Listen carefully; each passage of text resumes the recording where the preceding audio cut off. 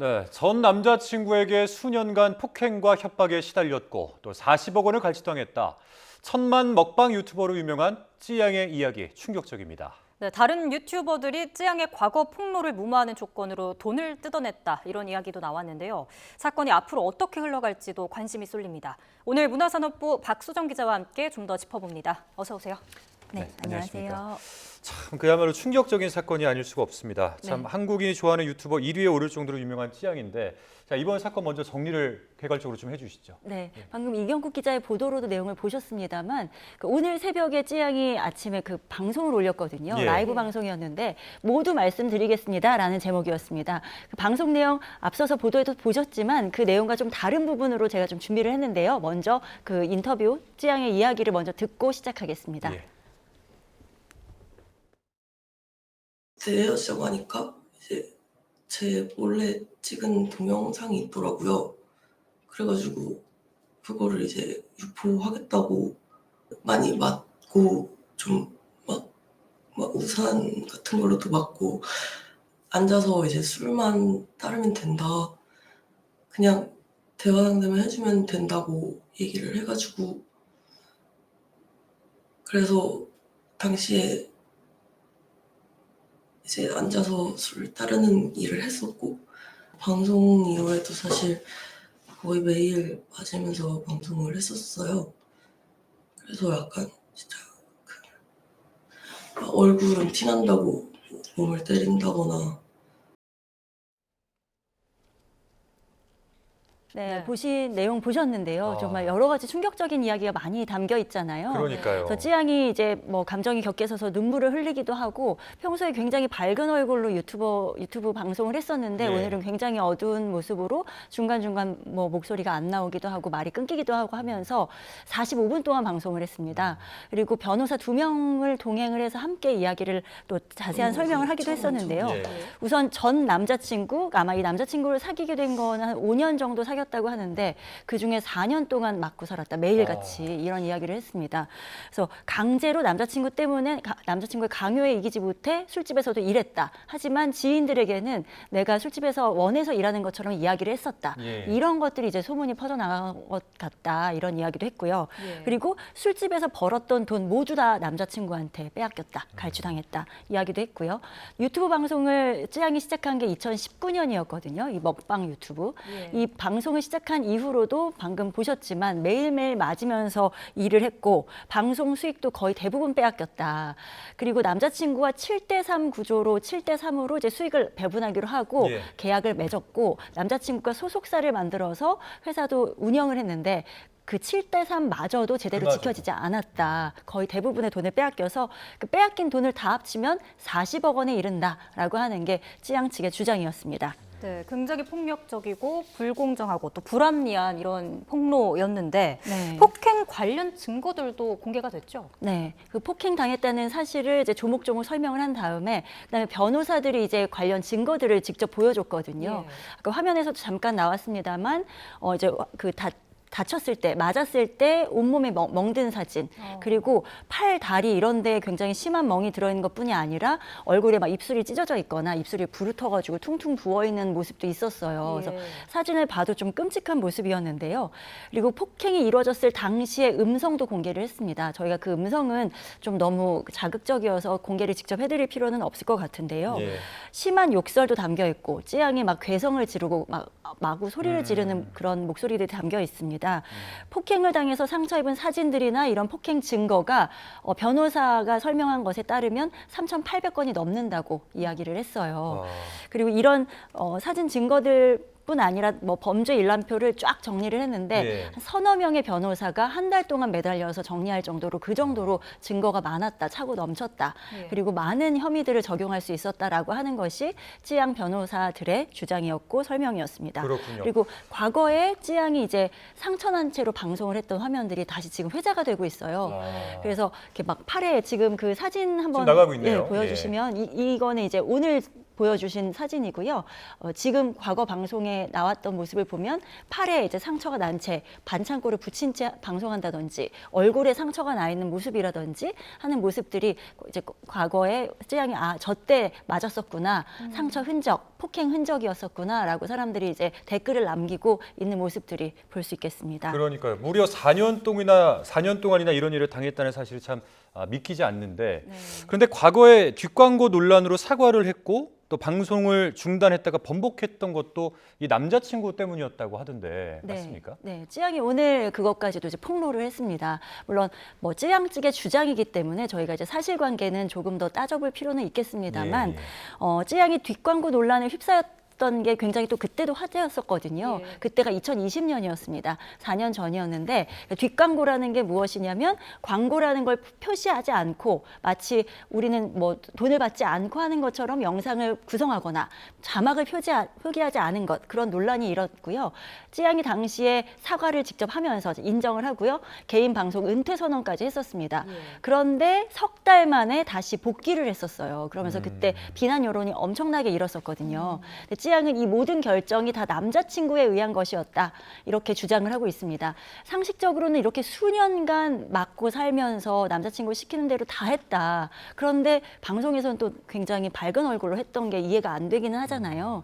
그래서 법률 전문가들 또 쯔양 측 변호사는 이게 가스라이팅이었다라고 설명을 하고 있습니다. 그래서 오늘 쯔양의 변호사도 무기력한 상태여서 심리적으로 완전히 지배당한 상태였다라고 설명을 했습니다. 네, 그래서 전 남자친구를 상대로 2차례에 걸쳐서 형사 고소도 진행을 했었다고요. 네, 참지 못하다가 몇 년간 시달리다가 주변 사람들이 도와줬다고 합니다. 쯔양의 이야기로는요. 예. 그래서 1차 고소, 2차 고소 이렇게 2차례에 걸쳐서 고소를 했다고 하는데 왜 2차례냐? 첫 번째 형사 고소를 한 다음에 남자친구이자 이게 남자친구면서 소속사 대표였죠, 당시에. 예. 그래서 이 남자친구가 엄청 간곡하게 선처를 호소했다고 해요. 그래서 그 호소를 받아들여서 약속을 받고 취하를 했는데 그 약속을 또 어겼다고 합니다. 아마도 또 폭행을 한 것이 아닐까 싶은데요. 그래서 약속을 어긴 것을 빌미로 2차 형사 고소를 했었고 징역 5년 이상 형사처벌이 강하게 나올 것을 우려를 하고 나서 이것 때문인지 아닌지는 모르지만 지난해 이 전 남자친구가 극단적인 선택을 했다는 게 오늘 쯔양 측이 밝힌 내용입니다. 그러면서 이게 그 고소당한 당사자가 숨졌기 때문에 예. 사건은 공소권 없음으로 종결이 되거든요. 언제 고소했는지 정확한 시점까지 오늘 공개하지는 않았는데요. 어쨌든 이 사안은 이렇게 돼서 끝난 사안입니다. 그래서 사실상 상대방이라고 할 수 있는 전 남자친구가 현재로는 없기 때문에 예. 정확한 다 팩트 체크를 일일이 하기는 어렵습니다만 어쨌든 쯔양이 오늘 폭로한 내용이 매우 파장을 일으키고 있는 상황입니다. 네. 그러니까 이 4년이나 이렇게 끌고 왔는데 사실은 네. 좀 더 일찍 좀 폭로를 했으면 어땠을까 이런 생각이 좀 들거든요. 근데 오늘 갑자기 이런 폭로를 하게 된 또 이유가 다른 유튜버 때문이라고 하는데 이건 네. 어떤 이유인가요? 맞습니다. 네. 그 유튜버 좀 유명한 유튜브죠. 유튜브 채널 가로세로 연구소가 어제 방송을 하나 올렸어요. 근데 그 방송 내용이 뭐냐면 쯔양의 과거를 폭로하겠다면서 협박을 해서 뒷돈을 받은 유튜버들이 있다라고 하면서 그 유튜버들이 서로 나눈 대화를 공개했거든요. 그러면서 쯔양이 그 안에 사실관계에 맞지 않는 말이 너무 많아서 그 내용을 해명하겠다라고 하면서 오늘 방송을 한 거거든요. 예. 그래서 그 내용을 보면은 너무 세세하게 그 유튜버들의 이야기가 자세한 것들이 많은데요. 네. 저희가 왜냐면 그 당사자들이 있기 때문에 사실관계에 있어서 조심스러운 부분 때문에 하나하나 다 자세하게 설명드리기는 어렵습니다만 이른바 사이버 레카라고 불리는 유튜버들이 쯔양이 과거에 술집에서 일했다는 내용을 폭로하겠다. 근데 그걸 함구할 테니 돈을 달라라고 해가지고 그렇게 해서 뒷돈을 받았다라고 하면서 유튜버들끼리 얼마 받을까 상의하고라고 하는 내용이 담겨 있는 게 이제 유튜버의 내용이었습니다. 예. 앞서 뭐 저희 보도로도 전해드렸습니다만 이런 고백 뒤에는 이 레카 유튜버들의 협박 정황이 있었다 이렇게 말을 하는데 사이버 레카라는 게 정확히 어떤 뜻입니까? 네, 요즘 많이 쓰이는 용어잖아요. 예. 그래서 사이버 레카라는 말이 또 시청자분들에게는 낯설 수 있기 때문에 잠깐 설명을 드리면 예. 레카는 레커 차, 그렇게 사고가 났을 때 견인하는 끌고 가는 차를 말하잖아요. 그렇죠. 그래서 예. 교통사고가 나면 레커차가 여기저기서 막 경쟁적으로 출동하는 네네. 모습처럼 사이버상에서 어떤 사고가 하나 터졌다. 터졌다, 이슈가 하나 터졌다 그러면 경쟁적으로 달려들어서 편집해서 그 영상을 마구 온라인에 유포하는 그런 유튜버들을 사이버 레카라고 부르거든요. 근데 그 안에는 가짜 뉴스도 많습니다. 그래서 이 사이버 레카의 행태들이 지금 많이 논란이 되고 있고 유튜버가 그래서 많이 문제가 되고 있는데요. 예. 가세현이 공개한 이번 음성에는 이런 유튜버들 사이에 통화 내용이 담겨 있고요. 가세현은 유튜버가 휴대전화 수리를 맡겼는데 그 휴대전화 수리를 한 그 업체 측 아니면 그 당사자 측에서 이 내용을 음성을 다운받아서 문제가 된다고 생각하니까 제보를 했다. 제보를 했다. 라고 가세현은 오늘 이제 어제 방송에서 얘기를 했습니다. 물론 이건 가세현의 설명이기 때문에 이 또한 검증은 좀 필요할 것 같습니다. 그래서 어쨌든 쯔양에게 돈을 얼마나 받아낼지 논의하는 내용들이 담겨 있다고 아까 설명을 드렸는데요. 그런데 정작 쯔양은 오늘 라이브 방송에서 이 부분에 대해서는 자세히 언급하지를 않았습니다. 그러니까 본인이 얼마나 협박을 당했고 얼만큼 뒷돈을 줬는지에 대한 내용을 이야기하지 않았는데요.